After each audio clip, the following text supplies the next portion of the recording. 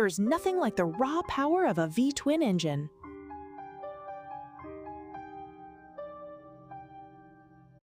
Well, hello YouTube, hello subscribers, all 700 and whatever, 19, come on, hit the subscribe button.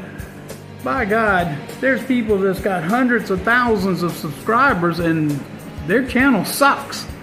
Anyway, alright, well this is a Lowrider Softail frame, and I did pick it up from a guy that claimed he didn't know nothing about it. It belonged to somebody else that he loaned money to, whatever the story, you know, BS. But anyway, yeah, I set the motor in the frame. I put the rear fender on it. Yeah. Then I realized that I'm trying to like know what I need for bolts, you know, to bolt these kind of things up. The transmission was in it. I took it out because I want to really get the correct stuff for the transmission. It's sitting over there on the bench.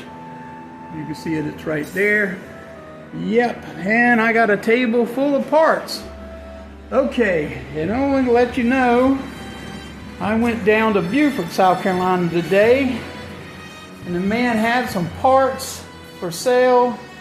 I picked up reasonable, and definitely a wire harness. Yep, that'll help out. Of course, there's the brake for the right side of the motorcycle here, chopper, and inside primary. That's right. Of course, he had it outside too, both pieces, all the bolts and nuts. And he also had this, which of course is the drive and clutch pack. And this, which goes onto the motor, which that chain hooks between them two. And he had a carburetor, even though I bought a brand new one. And he had another chain with the, I guess that's a slack tensioner into it.